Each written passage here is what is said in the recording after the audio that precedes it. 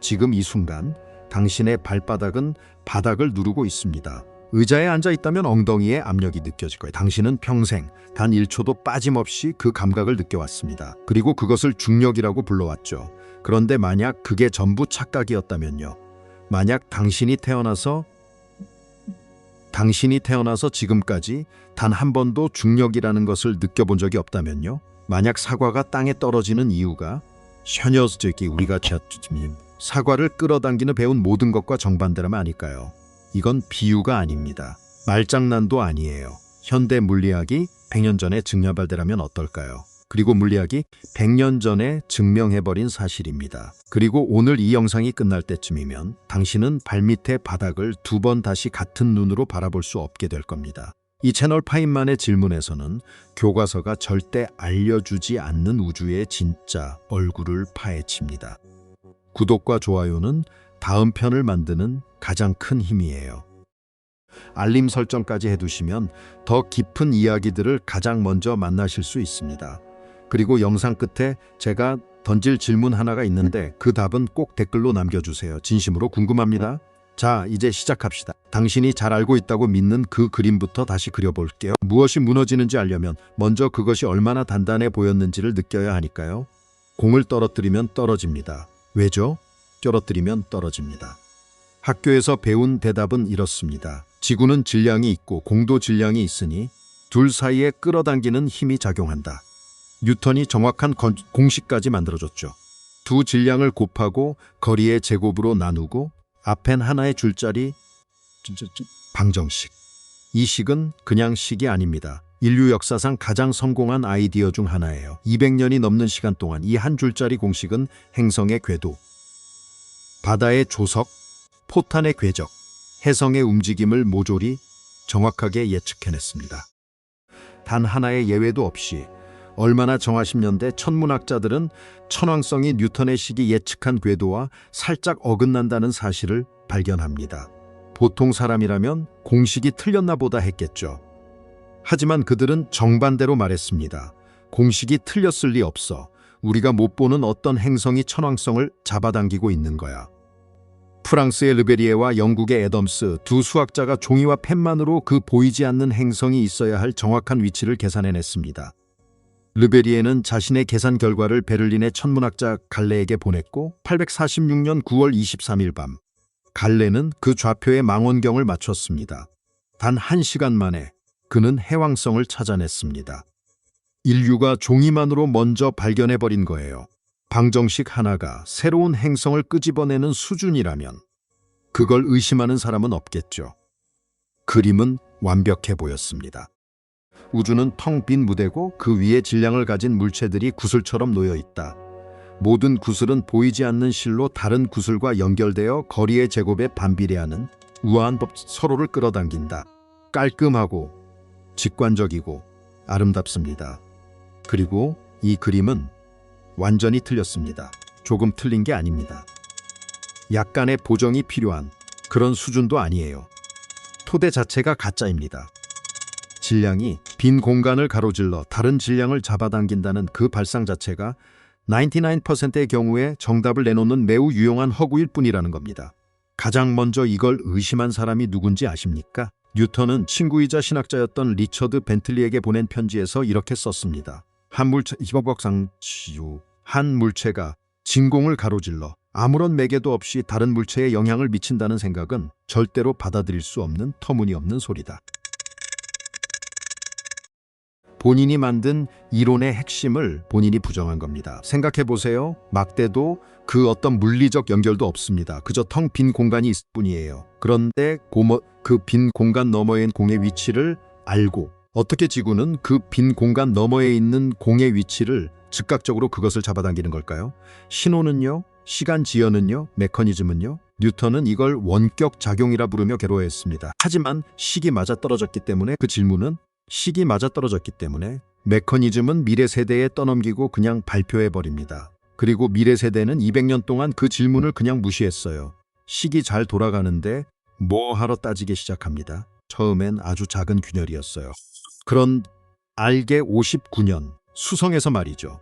수성은 태양에 가장 가까운 행성이고 전 타원 궤도를 돕니다. 그런데 이 타원이 가만히 있질 않아요. 아주 천천히 마치 굼뜬 식욕바늘처럼 태양 주위를 빙글빙글 회전합니다. 천문학자들은 이걸 근일점 세차라고 부릅니다. 이 회전의 대부분은 금성, 목성 같은 다른 행성들의 중력으로 설명이 됩니다. 르베리에가 직접 모든 행성의 기여분을 그런데 숫자가 안 맞는 겁니다. 알려진 모든 행성, 모든 효과를 다 집어넣고 나서도 100년에 약 43초 각도의 세차가 하지만 사라지질 않아 있었어요. 43초 각도. 100년에 약 0, 경일도, 말도 안 되게 작은 숫자입니다. 10년이 가고 또 10년이 가도 그 오차는 거기 그대로 있었어요. 해왕성을 찾아낸 르베리에는 똑같은 처방을 내립니다. 안 보이는 행성이 또 있는 거야. 그는 수성보다 더 안쪽을 도는 가상의 행성을 가정하고 벌컨이라는 이름까지 붙입니다. 천문학자들은 반세기 동안 일식도 남아다 그 벌컨을 찾아 달 헤맸어요. 벌컨 존재하지 않습니다. 벌컨은 문제는 숨은 행성이 아니었습니다. 문제는 훨씬 더 깊은 곳에 있었어요. 두 번째 균열은 1905년 베른의 한 특허청 사무실에서 시작됩니다. 26세의 무명 직원이었던 알베르트 아인슈타인 거죠. 그 핵심 결론을 걸립니다. 이 우주 결론 중 하나는 이겁니다. 이 우주에 빛보다 빠른 것은 없다. 물질이든 에너지든 정보든 그 어떤 영향력이든. 이제 뉴턴의 중력을 다시 봅시다. 뉴턴의 우주에서 중력은 즉각적입니다. 만약 지금 이 순간 태양이 사라진다면 지구는 즉시 그것을 느끼고 직선으로 튕겨나가야 해요. 영초 지연. 그런데 빛조차 태양에서 지구까지 8분이 걸립니다. 즉, 뉴턴의 중력은 빛보다 빠른 신호를 요구합니다. 우주의 가장 근본적인 속도 한계를 정면으로 위반하는 거예요. 이건 사소한 기술적 선입니다. 과조적 결함입니다. 정리해볼까요? 뉴턴의 식은 수성에서 어긋났고 빛의 속도 한계를 위반하며 그 어떤 메커니즘도 설명하지 못합니다. 삼진 아웃이에요. 자, 이제 행성을 다 잊으세요. 완전히 다른 곳으로 가봅시다. 당신을 창문 하나 없는 상자 안에 가두겠습니다. 깊은 우주, 그 어떤 별이나 행성에서도 멀리 떨어진 곳입니다. 물병도 신발도 동전도 다 떠다닙니다. 위도 없고 아래도 없습니다. 위도 없고 아래도 없습니다. 이제 제가 바닥에 강력한 로켓을 붙이고 점화합니다. 로켓이 상자를 정확히 8디멘 섹스쿼다의 가속 속도로 뒤쪽으로 올립니다. 그 순간 상자 안에 당신은 발이 바닥에 닿는 걸 느낍니다. 무게가 생겨요. 물병을 떨어뜨린 바닥에 떨어집니다. 동전을 던지면 땡 소리를 내며 굴러갑니다. 모든 게 당신의 거실에서와 똑같이 작동합니다. 아인슈타인이 세상을 바꾼 질문할 수 있겠는가? 당신은 그 차이를 구분할 수 있겠는가? 창문 없는 그 상자는 로켓 안에 있는 건지 아니면 지금 지구 표면에 서 있는 건지를 구분할 수 있겠는가? 떨어뜨리는 물건의 가속도를 잰다? 양쪽 다 8m 세군토가라입니다. 진자를 흔들겨요. 더 정밀하게 측정해도 차이가 없습니다. 아인슈타인의 답은 아니다였습니다. 두 상황은 단지 비슷한 게 아니라 물리적으로 동일하다. 구분할 수 없는 게 아니라 진짜로 같은 것이다. 그는 이걸 등가원리라 불렀고 훗날 내 인생에서 가장 행복했던 생각이라고 회고합니다. 이 단순해 보이는 관찰 안에 모두가 그냥 지나친 거대한 비밀이 숨어 있습니다. 질문 하나 드리죠. 왜 모든 지나친 거대한 비밀이 숨어 있습니다. 갈릴레오가 1590년경에 입도로 떨어질까요? 갈릴레오가 무거운 돌과 가벼운 금속 떨어뜨려도 동시에 땅에 닿아요. 공기 저항만 무시하면 깃털과 대포알도 같은 속도로 떨어집니다. 누구나 아는 사실이지만 왜 그런지 진지하게 생각해 본 적 있으세요? 뉴턴의 식에서 더 세게 당겨지죠. 그런데 동시에 가속도는 힘 나누기 질량입니다. 무거운 물체는 더 큰 관성을 가져 더 밀기 어려워요. 조심. 강한 당김과 강한 저항이 정확히 상쇄되어 모든 물체가 같은 속도로 떨어집니다. 그런데 잠깐, 왜 정확히 상쇄장 중력 질량은 얼마나 강하게 중력장에 반응하는입니다.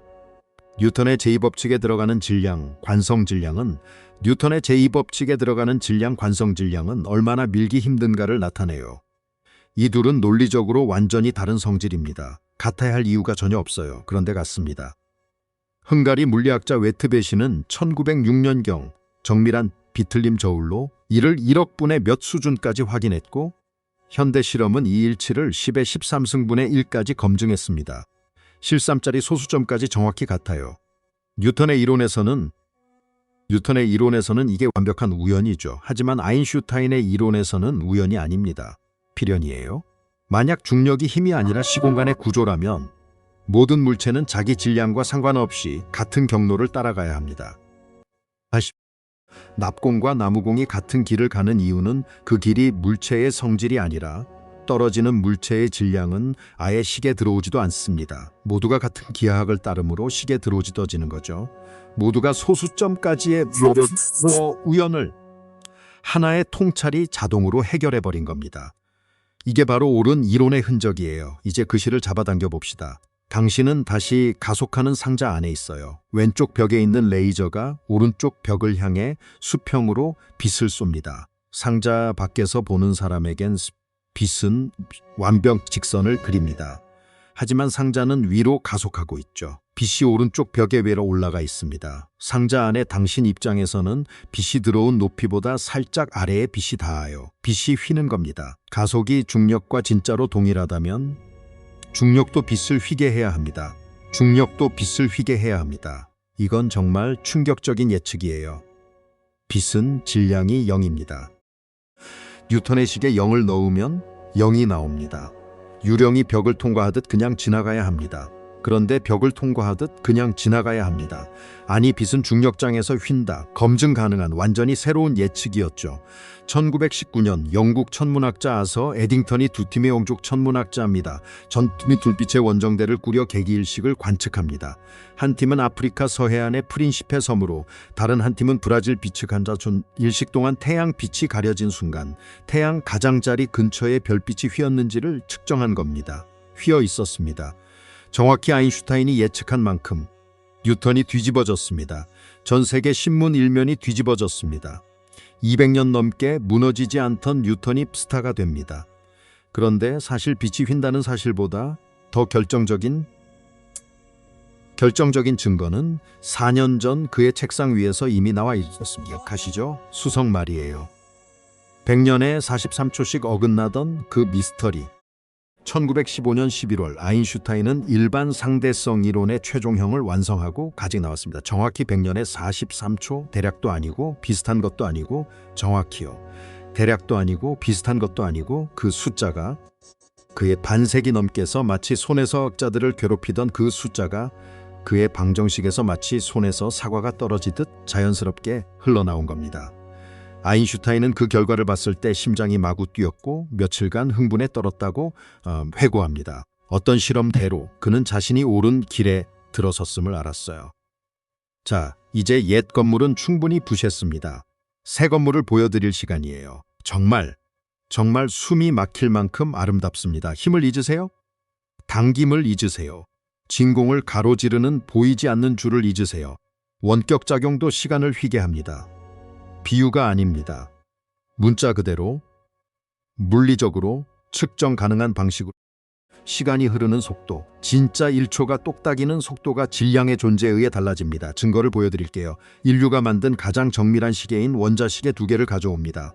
수억 년에 1초 오차밖에 안 나는 물건들이에요. 하나는 방 바닥에, 하나는 천장에 둡니다. 며칠 기다리세요. 차이는 편토초, 즉 10여가 바닥의 시계보다 살짝 더 빨리 가 있습니다.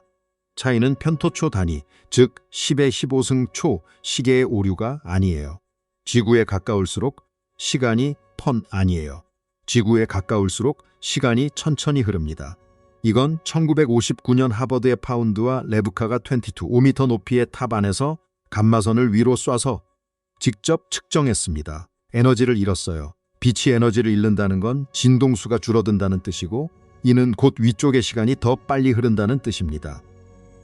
처음엔 10% 정확도, 이후엔 1% 이내로 일반 상대성 이론과 일치했습니다. 이게 SF 같은 이야기 아닙니다. 당신은 매일 이걸 이용하고 있어요. 모르고 있을 뿐이죠. GPS 위성은 지구 위 약 22,000km에서 상공을 돕니다. 그 고도에서는 중력이 약하기 때문에 위성의 시계가 지상의 시계보다 하루에 GPS 시스템이 하루에 마이크로초 더 빨리 갑니다. 만약 GPS 시스템이 일반 상대성 이론으로 이 차이를 보정하시 어긋날 거예요. 다음 골목에서 우회전하라는 그 안내, 사실은 매 순간 아인슈타인의 휘어진 시공간 이론이 작동하고 있는 겁니다. 이제 진짜 핵심으로 갑니다. 왜 시간이 휜다는 게 그냥 신기한 부수 효과가 아니라 중력 그 자체인지를요. 특수 상대성 이론의 한 가지 결론은 이렇습니다. 모든 물체는 시공간 안에서 항상 빛의 속도로 움직이고 있다는 것. 지금 의자에 가만히 앉아 있는 당신도 시간 방향으로는 최대 속도로 돌진하고 있습니다.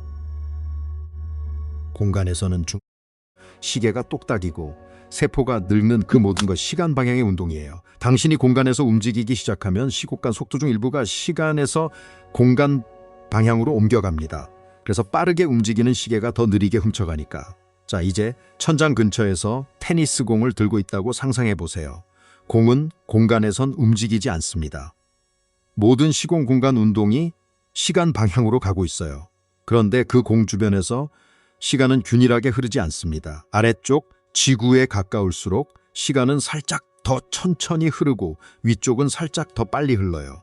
시간 흐름에 경상할 자칫함다니 경할까요? 시간 흐름에 경사가 있는 거죠. 금날래고 준미 균일하지 않은 공간에 놓이면 어떻게 행동할까요?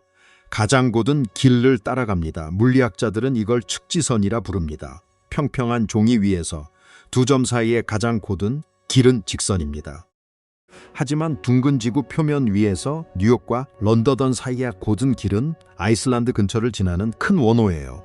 평면지도 위에선 휘어 보이지만 구면 위에선 그게 가장 곧은 길입니다. 공은 지구 근처의 휘어진 시공간 소측지선을 움직입니다. 공은 지구 근처의 휘어진 시공간 속측지선을 따라 움직입니다. 아래쪽이 느리고 위쪽이 빠른 시간의 경사가 기하학을 기울이고 그 기울어진 기하학 안에서 가장 곧은 길은 아래쪽으로 휘어집니다. 공이 바닥으로 가속하는 거죠. 그 어떤 힘도 공을 잡아당기지 않습니다. 빈 공간을 가로지르는 줄도 없어요. 공은 그저 자기가 처한 기하학 속에서 가장 자연스러운 직선을 따라가고 있을 뿐입니다. 좀 더 직관적인 그림을 드릴게요. 적도의 서로 다른 두 지점에서 두 마리 개미가 정북쪽으로 나란히 걷기 시작합니다. 둘 다 자기 머리 방향으로 똑바로만 걸어요.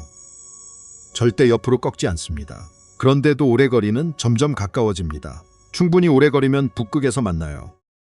지구가 굽어 있다는 걸 모르는 개미는 이렇게 말하겠죠. 어떤 신비한 기하학을 아는 개미는 이렇게 끌어당겼어.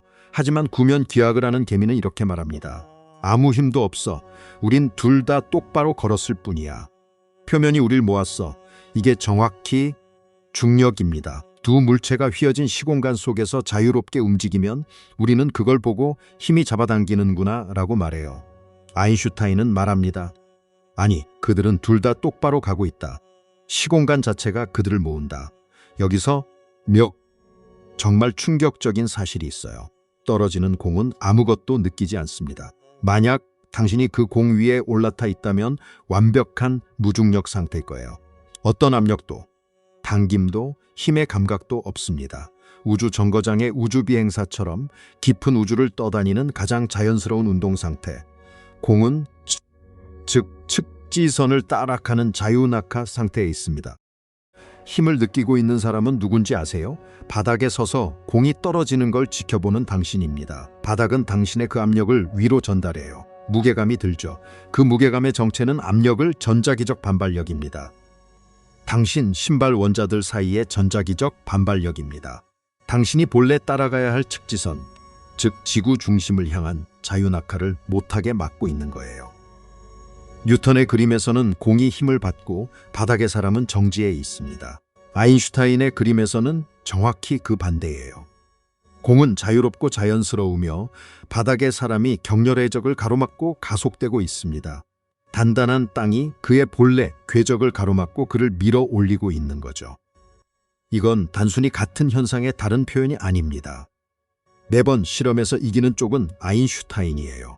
스카이다이버가 비행기에서 뛰어내려 낙하산이 펴지기 전 그 몇 초 동안 그녀는 우주에서 가장 자연스러운 운동 상태에 있습니다. 그녀는 자유로워요. 땅에 닿는 순간 땅이 그녀를 붙잡아 측지선에서 끌어내리고 그제야 그녀는 충격을 느끼고 무게를 느끼고 자유를 잃습니다. 여기서 잠깐 자주 보이는 비유 하나를 짚고 가야겠습니다. 고무 시트 위에 볼링공을 놓고 그 우물에 치명적인 문제가 가는 그림 말이에요. 자들 중형적인 문제가 두 개 있어요. 첫째, 중력으로 중력을 현 이유가 구슬이 우물로 굴러 들어가는 이유가 결국 지구 중력 때문이에요. 동어 반복입니다. 둘째, 그 그림은 공간의 휘어짐만 보여주고 시간의 휘어짐은 전혀 안 보여줘요. 그런데 일상에서 우리가 느끼는 중력의 거의 전부는 시간의 휘어짐 때문에 생깁니다. 다시 강조할게요. 진짜 휘어짐은 위치에 따라 시계가 다르게 똑딱이는 그 차이 안에 있습니다. 고무 시트 비유로는 절대 보이지 않아요. 머리로 생각해야만 합니다. 자, 그럼 핵심 질문이 남죠. 시트 도대체 왜 질량은 시공간을 휘게 하는 걸까요? 왜 그 주변 시계의 똑딱임 속도가 바뀌는 걸까요? 정직하게 말씀드릴게요. 우리나 모릅니다. 아인슈타인이 우리에게 준 건 아인슈타인 장방정식이라 불리는 관계식입니다. 한쪽엔 시공간의 곡률이, 다른 쪽엔 응력 에너지 텐서가 있어요. 압력, 응력이 다 묶인 응력 에너지 텐서가 있어요. 식은 말합니다. 곡률 상수 타임즈 응력 에너지. 끝. 이 식은 작동합니다. 그것도 무서울 정도로 잘 작동해요. 중력파, 중력 렌즈, 빛의 휘어짐, 수성의 세창, 블랙홀, 중력장 안에서의 시간 지연, 예측한 모든 것이 그대로 확인됐습니다. 하지만 이 식은 메커니즘을 설명하지 않습니다. 하지만 이 식은 그 기하학과 이런 신공을 올리면 침대가 거주지 않아요. 그 깊이와 무게 사이의 관계식을 쓸 수 있겠죠. 식은 잘 맞아요. 하지만 우리는 그 메커니즘을 압니다. 침대는 유연한 막과 그 안에 물로 누르는 거예요. 시공간의 메커니즘은요? 시공간은 무엇으로 만들어져서 질량 앞에서 휘는 걸까요? 아무도 모릅니다. 이게 현대 물리학의 가장 큰 열린 질문 중 하나예요. 어떤 이들은 답이 양자 중력에 있다고 의심합니다. 풀던 이들은 답이 양자 중력에 있다고 의심합니다. 플랑크 길이 약 10의 35승미터의 극미 스케일에서 시공간은 더 근본적인 무언가, 양자 정보, 얽힘의 실, 루프, 스핀 네트워크로 분해될지도 몰라요. 우리가 매끄럽다고 느끼는 시공간은 수조계의 물 분자에서 호수의 매끄러운 표면이 떠오르듯 더 거친 양자 구조에서 떠오른 환영일 수도 있습니다. 이 문제를 푸는 사람은 뉴턴, 아인슈타인과 나란히 기록됩니다. 곧 시공간을 휘게 하는 건 질량만이 아닙니다. 에너지도 휘게 해요. 모든 종류의 에너지가요. 뜨거운 가스가 든 상자는 같은 원자로 채워진 차가운 가스인데도 살짝 더 무겁습니다. 분자가 더 빨리 움직인다는 그 사실, 그 운동 에너지가 중력장에 기여하는 거죠. 빛은 질량이 없지만 에너지를 가지므로 빛으로 가득 찬 상자는 빈 상자보다 아주 약간 무겁습니다. 그리고 압력도 중력을 만듭니다. 이건 뉴턴이 꿈에도 생각 못했던 거예요. 중성자별 내부에서는 물질이 1cm 구부당 수억 톤이라는 미친 밀도로 압축돼 있습니다. 별의 붕괴를 막으려면 엄청난 압력이 필요해요. 그런데 그 압력 자체가 또 다른 중력의 원천이 됩니다. 압력이 곡률을 더하고 더해진 곡률이 더 큰 압력을 요구하고 그 압력이 또 곡률을 더하는 악순환의 고리 어느 한계, 대략 태양 질량의 2~3배를 줄 수가 없어요. 별이 붕괴를 막기 위해 짜내는 힘이 오히려 더 강한 붕괴를 부르는 겁니다. 별은 자기 자신의 사건의 지평선을 뚫고 떨어집니다. 블랙홀이 탄생하는 거죠. 자신을 지키려는 그 강함이 자신을 파괴하는 무기가 되는 물리학에서 가장 섬뜩하고 가장 아름다운 예측 중 하나입니다. 게다가 시공간의 곡률은 가만히 있질 않습니다. 출렁입니다. 거대한 천체를 갑자기 흔들면 곡률의 파동이 빛의 속도로 퍼져나가요. 이것이 중력파 캐튼. 아인슈 1916년에 중력파를 예측했지만 거의 100년 동안 그건 종이 위의 파를 예측했지만 너무 약해서 측정할 수 없을 거라고 다들 생각했죠. 양성자 지름의 10,000분의 1보다 작은 길이 변화를 잡아내야 했거든요. 정확까지 했거든요. 가장 가까운 별까지의 거리에서 머리카락 한 올 굵기의 변화를 감지하는 수준이라고 보시면 됩니다. 그런데 2015년 9월 14일 새벽 5시 51분 미국 동부 시간 루이지애나의 리빙스턴과 워싱턴의 햄퍼드 두 곳의 점칠 지로, 두 곳의 검출기가 지로, 0.007초 차이로 동일한 진동을 기록했어요. 두 시설 사이를 빛의 속도로 신호가 오갈 때 걸리는 정확히 그 시간 차입니다. 13억 년 전 태양 질량의 36배와 29배짜리 두 블랙홀이 수백만 년에 걸쳐 서로를 향해 나선을 그리며 빨려 들어갔고 마지막 한순간에 충돌했습니다. 그 충돌에서 태양 질량 약 3개 분량이 곧바로 중력파 에너지로 바뀌었어요. 그 물결이 13억 년을 여행해 지구를 핥고 지나갔고 4km짜리 측줄기의 팔을 깨 1000분의 1만큼 느렸다 줄이다. 그걸 측정했습니다. 그리고 우리는 그걸 측정했습니다. 뉴턴의 중력엔 파동이 없습니다. 있을 수가 없어요. 태양을 옮기는 순간 명왕성이 즉시한다? 그건 불가능한 일이에요. 아인슈타인의 중력은 다릅니다. 유한한 속도로 퍼지고 살아있으며 어두운 바다 위의 파도처럼 우주를 가로질러 출렁이처럼. 이제 마지막 핵심 통찰로 갑니다. 사람들이 가장 많이 놓치는 부분이기도 해요. 일상에서 당신이 중력이라 느끼는 그것의 정체는 공간이 아니라 시간의 휘어짐입니다. 물론 질량은 공간도 휩니다. 그래서 별빛이 휘는 거예요. 하지만 빛에 비해 천천히 움직이는 모든 것에 대해 공간의 휘어짐은 상대적으로 작은 몇 수준이에요. 고속도로 위의 자동차도 빛 속도의 100만 분의 몇 수준이에요. 인류가 만든 가장 빠른 물체도 빛 속도의 1%에 못 미칩니다. 느린 물체에 대해서는 시간의 공률이 압도적으로 지배합니다. 당신이 공을 위로 던지면 중력이 끌어내린 거예요. 아인슈타인의 그림에선 중력이 끌어내린 거예요. 슈타인의 그림에서는 이렇습니다. 손을 떠난 순간 공은 시공간의 측지선에 들어섭니다. 손을 떠난 순간 공은 시공간의 측지선에 휘어 있고 그 휘어짐의 거의 전부는 시간 방향이에요. 발밑은 시간이 천천히 흐르고 머리 위는 빨리 흐릅니다. 그 시간 흐름의 경사가 만드는 풍경 속에서 공이 그릴 수 있는 가장 곧은 길이 바로 그 포물선입니다. 힘이 공을 돌려 세운 게 아니라 시간의 풍경 자체가 그 곡선을 직선으로 만든 거예요. 숫자로 한번 느껴보세요. 당신 머리와 발 사이 약 8m의 높이 차이에서 시간 흐름의 차이는 10의 16승분의 2 정도입니다. 그런데 이 미세한 경사가 빛의 속도로 시간 방향을 달리는 물체에 작용하면 8m 스퀘어 쿼드의 가속도가 됩니다. 뼈를 부러뜨리고 행성을 묶어두는 그 힘이요. 시간의 지렛대는 그렇게 강력합니다. 시간의 속삭임이 우리에겐 압도적인 힘으로 느껴지는 거예요. 지구가 만들어진 45억 년 내내 위의 중심은 표면보다 약 2년 반 더 어립니다. 위에 쌓인 모든 질량이 만드는 중력장 아래에서 핵의 시간은 더 천천히 흘러왔어요. 핵은 지각보다 문자 그대로 측정 가능하게 더 어립니다. 단지 우리가 손으로 만져볼 수 없을 뿐이에요. 가장 극단으로 가봅시다. 블랙홀은 물체가 아닙니다. 공률이 너무 측지선이 안쪽을 향하는 시공간의 한 영역이에요. 사건의 지평선을 넘는 순간 바깥이라는 방향은 사라집니다. 공간에서도 시간에서요. 수학이 말한 산지실은 충격적입니다. 공간에서도 지평선 안에서는 반지름 방향 안쪽과 시간 방향 앞쪽 맞바꿉니다. 더 이상 방향 앞쪽이 역할을 맞바꿉니다. 즉 블랙홀 중심을 향해 떨어지는 건 더 이상 공간을 가로지르는 운동이 아니에요. 그건 속을 흐르는 일이 됩니다. 그건 시간 속을 흐르는 일이 됩니다. 당신이 내일이 오는 것을 막을 수 없는 그 똑같은 이유로 당신은 특이점을 향한 추락을 막을 수 없게 돼요. 그건 당신의 미래에 있는 사건이니까요. 빛이 블랙홀을 못 빠져나오는 이유도 이거예요. 시공간 안에 바깥을 향한 길이 비상 존재하지 않기 때문입니다. 모든 길이 안쪽으로 휘어 있어요. 출구 없는 일방통행 도로처럼요. 우리는 이 괴물들을 실제로 봤습니다. 블랙홀 충돌에서 나온 중력파를 잡았고 2019년에는 M87 은하 중심에 있는 태양 질량의 65억 배짜리 초대 질량 블랙홀의 그림자를 사진으로 찍었어요. 시뮬레이션도 상상도가 아닌 진짜 사진이었습니다. 지구 크기의 가상 망원경으로 잡아낸 가장 극단적인 휘어짐의 모습이요. 이 모든 증거가 같은 이야기를 합니다. 질량 에너지가 시공간을 휘게 한다. 휘어진 시공간이 물체에게 어떻게 움직일지를 알려준다.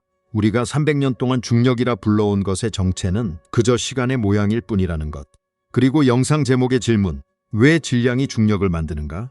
에 대한 솔직한 답은 이렇습니다. 질량은 에너지를 가장은 에너지의 하나는 게 바로 이거게요. 질량과 유명한 그 공식이 말하는 다른 같은 것이고 모든 에너지가 시공간에게 어떻게 휘라고 명령합니다. 운동 에너지, 열 에너지, 압력, 응력, 빛까지 전부 하지만 왜 에너지가 시공간을 휘는지 그건 식이 답해주지 않아요. 식은 관계를 기술할 뿐 원인을 설명하지 않습니다. 어쩌면 답은 우리가 아직 찾지 못한 양자 이론에 있을지 모릅니다. 어쩌면 시공간 자체가 깊은 양자 구조에서 떠오르는 통계적 환영일 수도 있고요. 어쩌면 아인슈타인의 식이 그냥 우주의 가장 밑바닥 규칙이라서 왜 2+2가 4냐라고 묻는 것 같은 질문일 수도 있습니다. 우리는 아직 어느 쪽인지 모릅니다. 저는 그 모름에 어떤 아름다움이 있다고 생각해요. 대신 우리가 아는 것은 충분합니다. 그리고 그 사실들은 당신이 세상을 보는 방식을 영원히 바꿔놓을 거예요. 아무것도 다른 무엇을 잡아당기지 않습니다. 빈 공간을 가로지르는 보이지 않는 줄 같은 건 없어요. 질량과 에너지의 존재는 시간이 흐르는 속도를 바꿉니다. 자유롭게 놓인 물체는 그 바뀐 시간 흐름 속에서 가장 곧은 길을 따라가요. 그 길이 질량 쪽으로 휘고 우리는 그걸 떨어진다고 부르고 행성의 움직임을 중력이라 부릅니다. 하지만 어느 것도 힘이 아닙니다. 전부 기하학이에요. 시간 자체의 모양일 뿐입니다. 당신이 컵을 떨어뜨릴 때 컵은 바닥으로 잡아당겨지는 게 아닙니다. 우주가 허락하는 가연 잡아당겨지는 게 아닙니다. 컵은 휘어진 시간 위를 미끄러지며 우주가 허락하는 가장 자연스러운 궤적을 그리고 있어요. 컵은 자유로워요. 당신이 바닥의 전자기력에 밀려 자유낙하라는 본래의 운명에서 강제로 끌어올려지고 있는 사람입니다. 무게의 정체는 중력이 당신을 누르는 게 아닙니다. 땅이 당신을 위로 가속하는 물리학자들을 작됩니다. 그리고 중구백자들을 사로잡아온 가장 깊은 질문이 여기서 시작됩니다. 칼루자와 중력이 기하학이라면 다른 힘들도 전부 기하학이 아닐까? 5차원 시공간의 공률일지 모른다고 제안했어요. 끈 이론은 이걸 10차원, 11차원까지 확장합니다. 끈 이론은 10차원 아직 확인된 건 없지만 모든 힘이 사실은 비밀스러운 기하학이라는 그 깊은 의심은 바로 여기서 시작됐어요. 떨어지는 사과가 끌어당겨지는 게 아니라 그저 자유로울 뿐이라는 그 통찰했어요. 마지막으로 한 가지만 더. 뉴턴은 떨어지는 사과를 보고 물었습니다. 무엇이 사과를 끌어당겼는가? 그 질문이 18세기 최고의 과학을 낳았고 200년간 물리학을 지배했어요. 하지만 그 질문엔 숨겨진 가정이 있었습니다. 무언가가 사과를 끌어당겼다는 가정이요. 아인슈타인은 같은 사과를 보고 완전히 다른 질문을 던졌습니다. 끌어당기는 게 아무것도 않고 있다면? 사과는 자유롭고 움직이고 있는 건 땅이라면? 말장난 같죠? 아니에요. 이건 공간과 시간이 무엇인지, 운동이 무엇인지, 힘이 무엇인지, 우주의 한 다른 부분이 통째로 재구성한 질문이었습니다. 도대체 무슨 뜻인지를 통째로 자유낙하하는 사과는 실제의 가장 곧은 선을 그리고 있을 뿐이고 거대한 천체 근처의 실제는 휘어 있을 뿐입니다. 질량은 중력이라는 힘을 만들지 않습니다. 질량은 시간을 휘게 합니다. 그리고 휘어진 시간이 우리가 300년 동안 중력이라 불러온 그것의 진짜 정체입니다.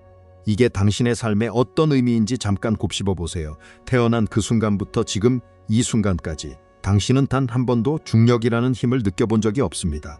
당신이 탄 순간도 밤낮임 없이 느껴온 것은 단단한 물질의 전자기력이 당신을 떠받치며 당신이 물질의 전자기력이 당신을 떠받치며 당신이 본래 하고 싶어 하는 일, 즉 휘어진 시공간을 따라 자유낙하하는 그 자연스러운 일을 못하게 막고 있는 감각이에요. 서 있을 때 다리에 실리는 무게, 전부 착지할 때의 충격, 그 어느 것도 중력이 아닙니다. 전부 전자기력이에요. 땅의 원자들이 당신 몸의 원자들을 그냥 통과시켜주지 않는 그 거부감입니다.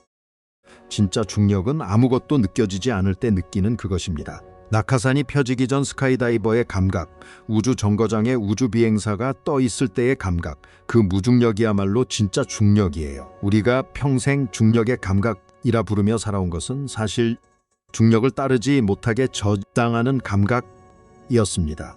일상의 언어가 정확히 거꾸로 되어 있었던 거예요. 다음번에 무언가를 떨어뜨렸을 때 단 한순간이라도 그것을 다르게 봐주세요. 그 물체는 자유롭게 움직이고 있고 그 주변의 세계가 그것을 거스르고 있는 겁니다. 지금 의자가 당신의 등을 떠밀고 있고 땅이 당신을 위로 가속하고 있으며 자유낙하야말로 자유이고 중력은 시간의 모양이라는 사실. 이 사실들은 이 우주 속 당신의 자리를 당신이라는 존재 자체를 어떻게 바꾸어 놓습니다. 그 질문을 잠시 안고 가주세요. 답이 떠오를 거든 댓글로 들려주세요. 진심으로 듣고 싶습니다. 다음 영상에서 다시 만나요. 파인만의 질문이었습니다.